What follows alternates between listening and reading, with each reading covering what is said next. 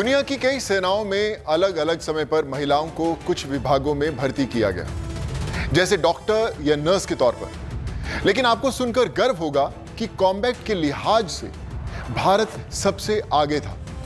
Combat यानी सरल तरीके से कहें तो युद्ध। सुभाष चंद्र बोस की इंडियन नेशनल आर्मी में एक रानी झांसी रेजिमेंट था। यह आजादी से पहले की बात है, 1942 की। उस समय यह रेजिमेंट दुनिया का इकलौता कॉम्बैट रेजिमेंट था जिसने वर्ल्ड वॉर 2 में हिस्सा लिया था। इसको लीड करती थी कैप्टन लक्ष्मी सहगल। हालांकि युद्ध की दिशा बदलने के साथ इस रेजिमेंट को लड़ने का मौका तो नहीं मिला, पर यह युद्ध के लिए पूरी तरह तैयार रेजिमेंट थी। आजादी के बाद चीजें धीरे धीरे बदली। महिलाओं को सेना में रिप्रेजेंटेशन मिलने में समय लगा, लेकिन आज 18,000 फीट की ऊंचाई से लेकर लाइन ऑफ कंट्रोल तक बंदूकें थामे भारत की विमेन वॉरियर तैनात हैं।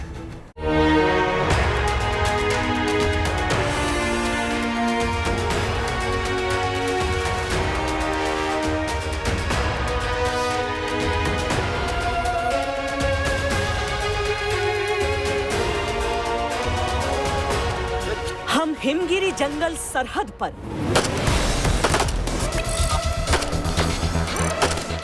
दुश्मन की हम हैं हर हद तक। हम प्रेरणा शक्ति विधान की है, हम दुर्गा हिंदुस्तान की है। कर्तव्य ने राजपथ तक पहुंचाया था, सामर्थ्य ने तिरंगे के प्रहरी का दायित्व दिया।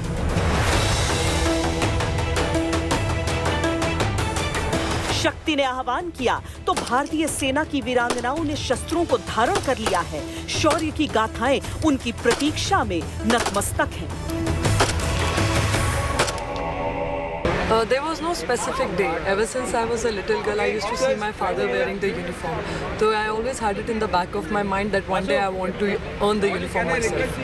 It feels good, but then again, it doesn't matter also because we do it because it's our job. It's our duty to be truthful to the uniform we are wearing.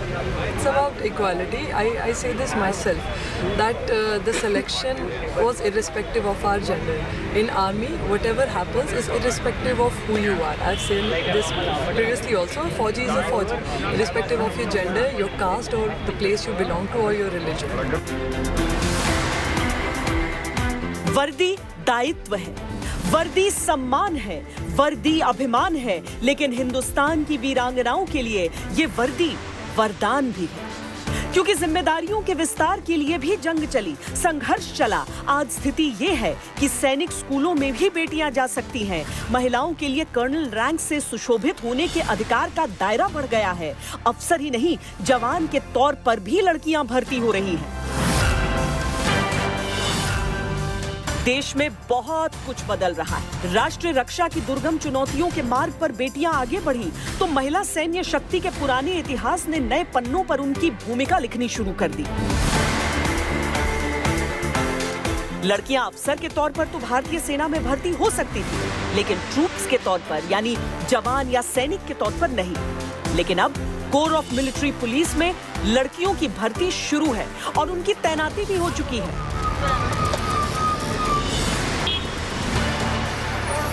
क्या लांस नायक गौरी, आपकी training में और पुरुष जो है military police में, CMP में, उनकी ट्रेनिंग में कोई फर्क है? नो सर, कोई फर्क नहीं। नो सर, सेम ट्रेनिंग, सबकी सेम ट्रेनिंग है। और टास्क क्या है आपके? सर हमारी मेनली टास्क पुलिस ड्यूटी से, प्रोवोस्ट ड्यूटी से लॉ और डिसिप्लिन का कायम रखना है हमारी ड्यूटी।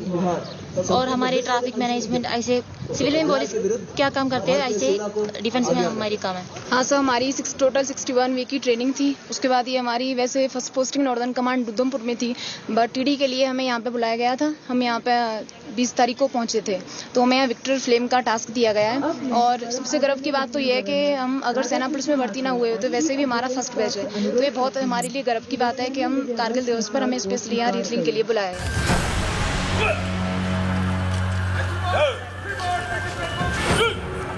महिला जवानों की ट्रेनिंग भी उतनी ही कड़ी है। 61 हफ्तों के कठोर प्रशिक्षण के बाद 100 लड़कियों को पहली बार कोर ऑफ मिलिट्री पुलिस में इंडक्ट किया गया। रक्षा मंत्रालय के अनुसार मिलिट्री पुलिस में 17 सालों में 1700 महिलाओं की भर्ती की योजना है। जहां तक महिला अफसरों का सवाल है, तो वहां भी नारी शक्ति की उपलब्धियां तमाम हैं।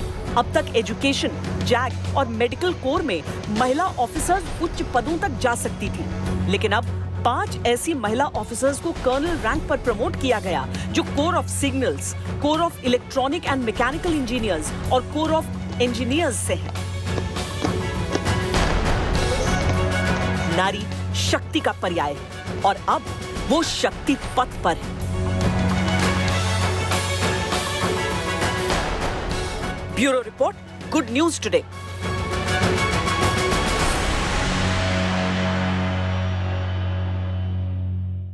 अब तक इंडियन आर्मी में मेडिकल कोर, जैग और आर्मी एजुकेशन कोर से महिलाएं अफसर इस रैंक पर इससे आगे भी प्रमोट होती रही हैं। हमने इस ऐतिहासिक मुद्दे पर बात की है भारतीय सेना की लेफ्टिनेंट जनरल माधुरी कानिटकर से। जनरल कानिटकर, आपने जब सोचा कि आप फौज में आना चाहती हैं, तो इसके पीछे क्या था? क्योंकि ये कन्वेंशनल नहीं था। मुझे एक मौका मिला कि arm forces medical college, doctor तो बनना था, लेकिन मेरी जब मैं 12th में पढ़ती थी, मेरी एक सहेली थी जो मेरी रूममेट थी, जिसके फादर एयरफोर्स में थे। उन्होंने मुझे AFMC दिखाया और वहाँ का जब मैंने अनुशासन और जो सुविधाएं देखी, उससे मैं काफ़ी प्रभावित हो गई। और दूसरी बात ये भी थी कि मैं अपने फ्यूचर हस्बैंड से मिली थी। वो NDA के एक कैडेट थे और मैंने देखा कि उनमें कुछ अलग है जो बाकी उस उम्र के लड़कों से अलग था।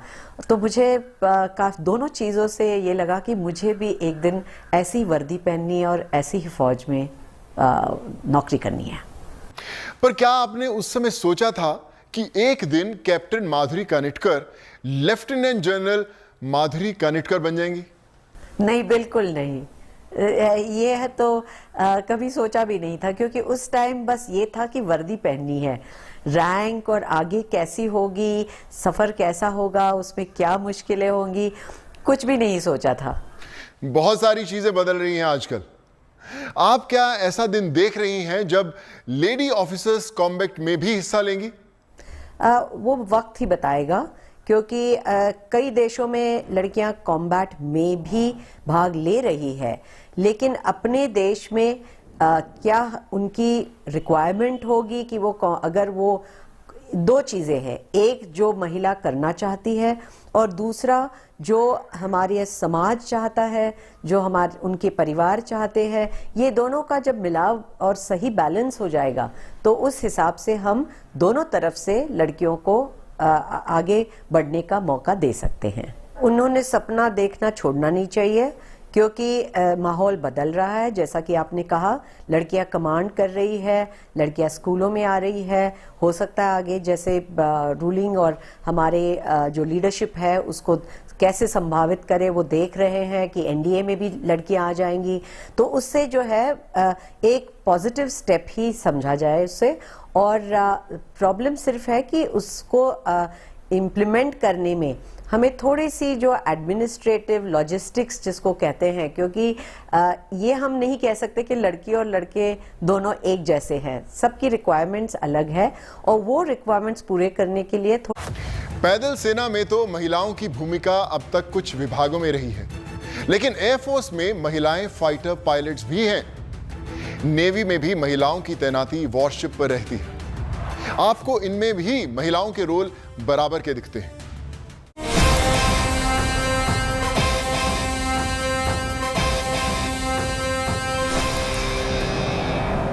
शोहरत की बुलंदियों पर परचम लहराने की ये झलक है।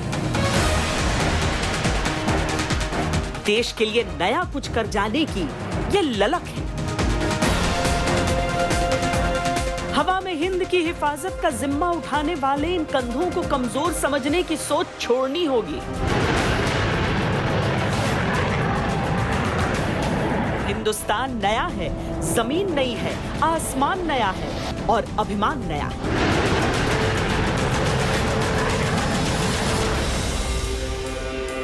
बदलाव के इस दौर में बेटियां कमाल कर रही हैं। हर मोर्चे पर उन्होंने खुद को अव्वल रखा है, अपने जज्बे और जुनून से नया इतिहास गढ़ा है।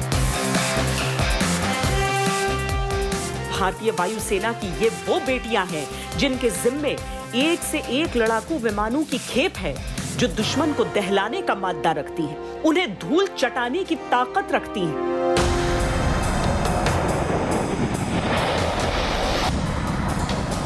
रफ्तार के साथ कदम ताल का ये सिलसिला शुरू हुआ है। इसमें रोज नए इतिहास बनेंगे ये भी तय है। तभी तो फ्लाइट लेफ्टिनेंट शिवांगी सिंह ने बीते साल राफेल उड़ाकर महिला फाइटरों के लिए उम्मीदों का नया आसमान ढूंढा है।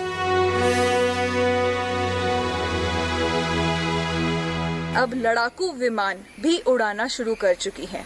कुछ ऐसे जो फील्ड्स हमारे लिए अभी तक खुले नहीं थे, जैसे कि मिलिट्री इंटेलिजेंस हुआ, मिलिट्री एविएशन हुआ और मिलिट्री पुलिस, जो कि एक अधिकारी से निचला दर्जा होता है, यह भी हमारे लिए खुल चुके हैं। और आशा करते हुए कि यह 15 अगस्त के बाद अगले कई आने वाले साल, दशकों में हम एक महिला अधिकारी को सेना अध्यक्ष के रूप में भी देख पाएंगे। जमीन आसमान पर बेटियों की शौर्य पताका फहराई तो भला समुंदर की सरहद कैसे छोड़ देते। इतिहास ने खुद को फिर दोहराया है। यहाँ भी महिला शक्ति को मिला सम्मान और वॉरशिप पर 4 महिला ऑफिसर्स को तैनाती दी गई। 23 साल बाद दोबारा महिला अफसरों को वॉरशिप पर तैनाती मिली है। 2 महिला अफसरों को एयरक्राफ्ट कैरियर विक्रमादित्य पर तैनात किया गया है। 2 महिला ऑफिसर्स को टैंकशिप INS शक्ति पर तैनात किया गया है। इसके अलावा 2 महिला फाइटर्स भी वॉरशिप पर तैनात की गई हैं। समुंदर के रास्ते सुरक्षा का नया घेरा बनाने वाली इन बेटियों पर भला किसे नाज नहीं होगा। सामरिक मोर्चे पर बेटियों की तैनाती हिंदुस्तान की उस बदलती सोच का आईना है, जिसमें बेटियों के लिए सीमाओं की रेखा मिटा दी गई। तो सेना में जो ये बातचीत चल रही है कि किस तरह से विमेन को एम्पावर करके सेना में दिया जाए एक रोल प्ले, चाहे वो ऑफिसर्स रैंक में हो चाहे बिलो ऑफिसर्स रैंक में हो, ये जो डिबेट है, ये जो वार्तालाप चल रहा है पिछले कुछ सालों से, मैं समझता हूँ कि ये हमारे सोसाइटी के अनुकूल है कि हम इसको एक्सेप्ट करें, हम विमेन को एक्सेप्ट करें हर एक रोल प्ले में। कुछ संघर्षें हैं मिलिट्री में, मैं मानता हूं, काफ़ी जो एक्सपर्ट्स हैं वो भी इसको काफ़ी वैयक्तिक रूप से बोलते हैं। उम्मीद नहीं, पूरा भरोसा है कि ये बेटियां मिसाल बनेंगी उन बेटियों के लिए जिन्हें मुश्किलों का दरिया पार कर जाना है, जिनके हौसलों की जमीन पथरीली है और जिनके अरमानों के आसमान पर संकट के बादल छाए रहते हैं। Bureau report, good news today.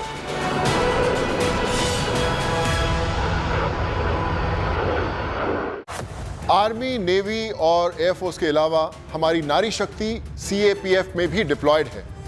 BSF में वो रेगिस्तान की चिलचिलाती धूप में बॉर्डर पेट्रोलिंग करती आई हैं। CRPF में वो जम्मू कश्मीर में तैनात रही हैं और अब एक ऑल विमेन कमांडो दस्ते की ट्रेनिंग चल रही है जो नक्सलवाद से लड़ेंगी। CRPF के कोबरा कमांडोस लंबे समय से एंटी नक्सल ऑपरेशन कर रहे हैं, लेकिन अब क्वीन कोबरा कमांडोस की तैनाती का इंतजार कीजिए।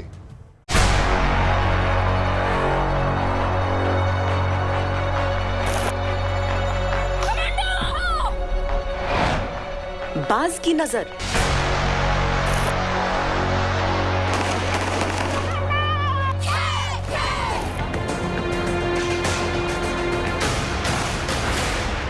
फुर्ती चीते की,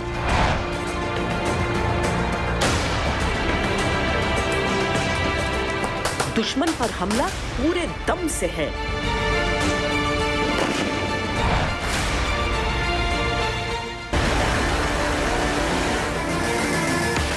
हम क्वीन कोबरा, नक्सल का काल, ताकत वतन की हमसे। मुझे तो अपने आप पे गर्व महसूस हो रहा है और हर महिला को भी इसमें गर्व महसूस होना चाहिए और उनको खुद को विलिंग होकर आना चाहिए, जैसे हम आए।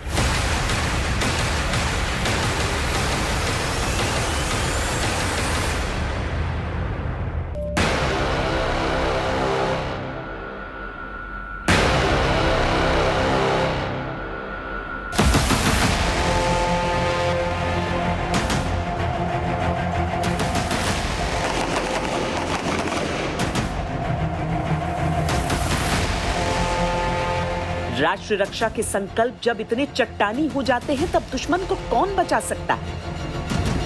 वो पाताल में घुस जाए या कितने भी घने अंधेरे में छुप कर बैठ जाए, मौत उन तक न पहुंच पाए, ऐसा हो नहीं सकता। और यही सौगंध है क्वीन कोबरा कमांडोज की।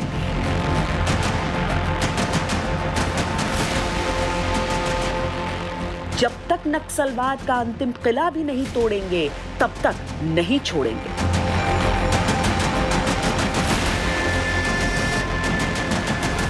कहां छुपोगे देश के दुश्मन? तुम डाल डाल, हम पात पात। है अंत तुम्हारा अब निश्चित, चाहे बैठो कर कितने घात।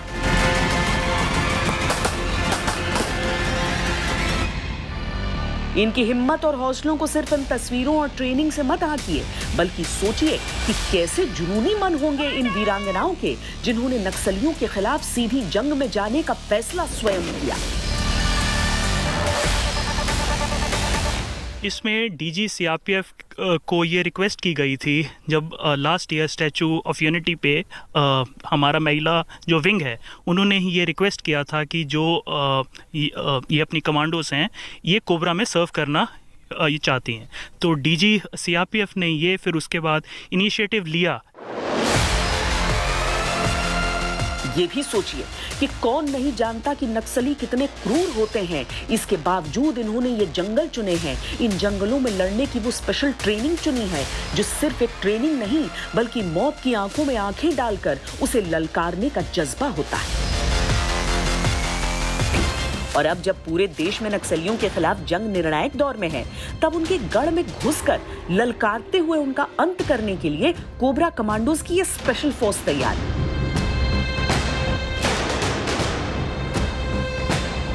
आने वाले दिनों में इन कमांडोज की कई छोटी छोटी यूनिट्स बनाकर उन इलाकों में तैनात किया जाएगा जो सबसे ज्यादा नक्सल प्रभावित हैं।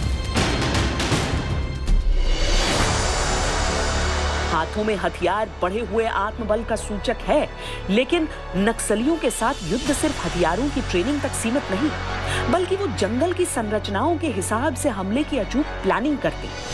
और इसके लिए क्वीन कोबरा कमांडोज को आधुनिक हथियारों की ट्रेनिंग के साथ साथ शारीरिक रूप से बेहद मजबूत बनाने के लिए कड़े प्रशिक्षण से गुजरना पड़ता है।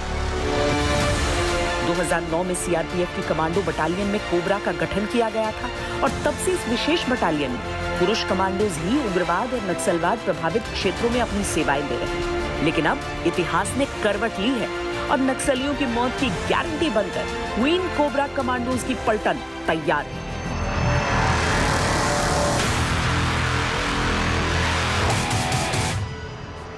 जंगल की लड़ाई में और नक्सलियों को जड़ से उखाड़ फेंकने के लिए कई ऐसी परिस्थितियां भी आती हैं जिनसे निपटने के लिए दिल और दिमाग के बीच की लड़ाई को पहले जीतना पड़ता है।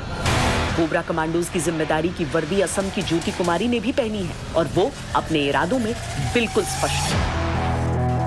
कोबरा में जाने के लिए हम खुद से विलिंग है, ताकि उधर नक्सलियों के साथ साथ उधर लेडीज और जेंट्स दोनों नक्सली है, तो उसमें जेंट्स और लेडीज़ के मुकाबले में उसमें जेंट्स थोड़े ढीले पड़ जाते हैं, ताकि लेडीज़ को मारने में थोड़ा प्रॉब्लम होती है। इसलिए हमारे डीजी सर ने रिकमेंडेशन किया कि उसमें लेडीज़ को भी लिया जाए, तो इसीलिए हम जाना चाहते हैं कोबरा में।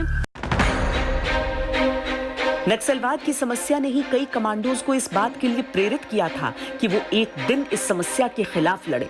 समय ने अवसर दिया और आज उनमें से कई कमांडोज कोबरा बटालियन का हिस्सा बन चुकी हैं।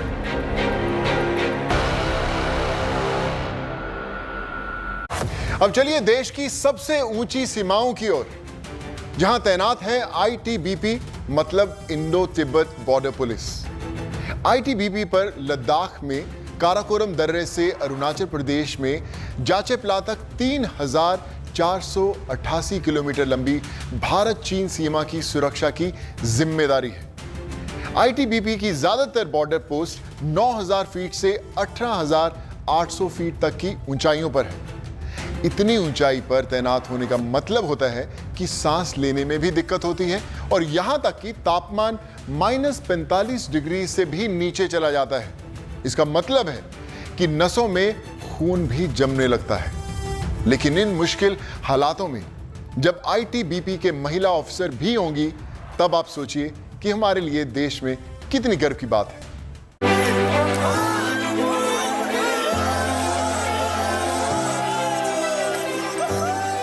52 हफ्ते की कड़ी ट्रेनिंग के बाद जोश हाई है, जज्बा बुलंद है, देश को महफूज रखने का इरादा लाउड एंड क्लियर है। असिस्टेंट कमांडेंट प्रकृति और दीक्षा आईटीबीपी के कॉम्बैट ऑपरेशन के लिए चुनी गई देश की पहली महिला ऑफिसर्स हैं। यूपी के इटावा की रहने वाली दीक्षा ने फोर्स में आने का ख्वाब देखा और अब सपना खाकी वर्दी में सज रहा है। मसूरी में दीक्षा के पासिंग आउट परेड में उनके पिता आईटीबीपी में ही तैनात इंस्पेक्टर कमलेश कुमार ने अफसर बिटिया को जोरदार सैल्यूट मारा। हम दोनों जो है फर्स्ट फीमेल डायरेक्ट ऑफिसर है जो यहाँ से पास हुए हैं। बहुत अच्छा लग रहा है। प्रकृति बिहार की रहने वाली, पिता एयरफोर्स से रिटायर्ड है। दीक्षा की तरह प्रकृति भी तैयार है इंडो तिब्बत बॉर्डर पुलिस के किसी खास पोस्ट को संभालने के लिए, हिंदुस्तान की तरफ आंख उठाने वाली नजरों को निशाना बनाने के लिए। मुझे यहाँ पे सौभाग्य मिला यहाँ की पहली महिला जीडी ऑफिसर बनने का।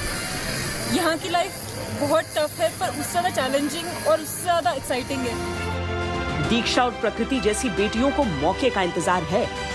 ऐसी कई दीक्षा, ऐसी कई प्रकृति के फौज में भर्ती होने की ख्वाहिश कभी कभी पूरी नहीं हो पाती क्योंकि उन्हें वो बुनियाद नहीं मिल पाती जिस पर उनके सपनों का महल खड़ा हो। लेकिन सच ये भी है कि हौसलों के सामने चुनौतियां अक्सर बौनी हो जाती हैं। दीक्षा और प्रकृति इसी की मिसाल है। मसूरी